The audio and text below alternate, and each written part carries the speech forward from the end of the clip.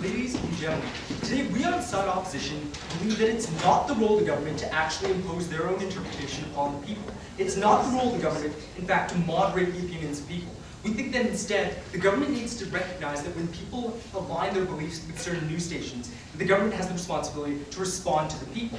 The democracy is based on the government listening to the people and not the other way around. So I'd like to address this debate in two major questions. Number one, which sector provides the best news? And number two, what is the role of the government? So let's look at this idea of who provides the best news. And so what side proposition asserted down the bench was that the best news is the news that's objective, the news that's moderated, and the news that represents the middle ground.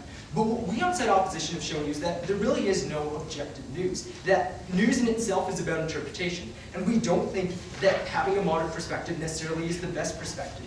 And so we believe as an opposition that instead of the government providing their interpretation, that people should be able to view the news from different stations and formulate their own opinions. That's ultimately going to provide these individuals with more utility than the government synthesizing the information ahead of time and then providing it all together.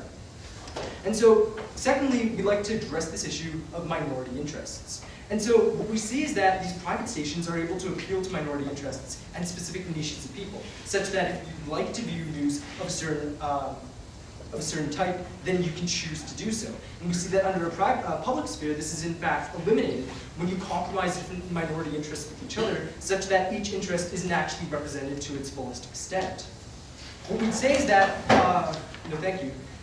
what side proposition brought up is that private news is interested in presenting a private bias. But at the end of the day, they're still accountable to the people. It's not that they're trying to present news that reflects their own opinions. They try to present news in which the people can actually respond to and the people actually condone. So we think that there is still accountability because the people are ultimately providing the views to the station and the people are ultimately earning the money for the station. There is accountability. They're not just trying to brainwash the people. No, thank you. So what we see actually is that private news, what side proposition said, will be politically biased. And the problem here is that public news is actually more politically biased. It's inherently biased because the public sector is, the public is run by a certain government, a certain party. And so we'd say that this party would have incentive to actually make the news biased, whereas the private sector would be able to provide different perspectives. Yeah.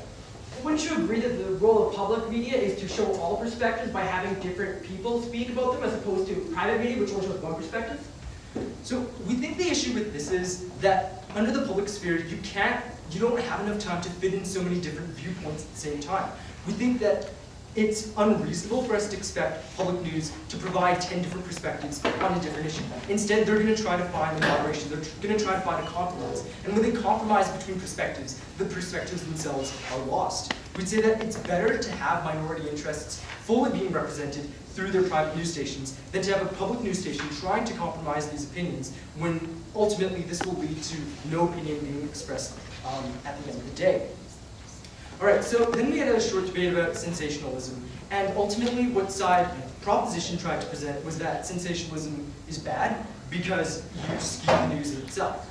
But we think that sensationalism, as we've provided you with evidence, is actually good because it attracts attention and it gets viewers engaged in the news. Now, we understand that it's basically blown up so that it's a lot more extravagant than it could be, but we think it's better to have some viewers than no viewers at all. We think that when you have viewers getting engaged, that perhaps they will strive to become more informed as they listen to more and more news. But if these individuals find news is something extremely boring and they don't want to get involved at all, we think that there are issues with that. Now let's talk about this idea of accountability. We see that private stations are ultimately more accountable to the people than public stations are. Now why is this? It's because these private stations actually rely on the number of views they get. They actually need people to view their station in order for them to get advertising money, in order for them to survive. But the public news station doesn't need that. The public station doesn't actually need as many viewers. So we'd say that these stations have less of an incentive to keep the audience engaged and less of an incentive to provide good quality news. Sure. But as a result of this requirement of getting viewership, doesn't the private media often blow up proportionate issues to the detriment of other issues that don't get exposure? We think that ultimately that there simply isn't anything wrong with this. We'd say that if they're blowing up certain issues in order to engage more interest into their news stories, then they should have the right to do this. And if the people find this entertaining and the people view this as the best way to get informed, then they should be allowed to choose to do so. Furthermore, we'd say that when side proposition brought up this idea that news stations will often hide stuff from each other or hide stuff from the public, we'd say that our arguments about competition completely negates this argument. Because when news stations actually compete with each other, they have an incentive to actually provide accurate news, because if they provide inaccurate news, they'll often be called out on by other news stations. All right, so what we've shown you so far is that private news stations actually provide for better news because they represent minority opinions to their fullest extent, as opposed to trying to compromise between opinions, which will ultimately provide us with something that isn't even resembling an opinion. Let's look at the second theme, this idea of the role of the government. And so what we have been stating on side opposition is that the government doesn't have the role to try to provide a holistic view and try to moderate the people's perspectives, that ultimately we respect the people's right to their own opinion, and that the role of the government is not to moderate this, yes. So don't you believe it's better for all views to have some representation than for most views to have no representation? We simply don't think that's true. We think that by having different private stations, you are able to allow these minority groups to get more representation because they have a news station that's completely dedicated to their minority view, as opposed to a public station which is trying to compromise their views with other views. So that's simply not true. What we ultimately think on side opposition is that the role of the government is not to moderate opinions because we support the freedom of opinion. We think that individuals should be entitled to their own opinion. And in fact, when they view stations, the government can take this as a message towards what the people are actually thinking about it. And so we'd say that democracy is based on the government listening to the people, and if people choose to view certain stations, then the government in fact needs to respond to this.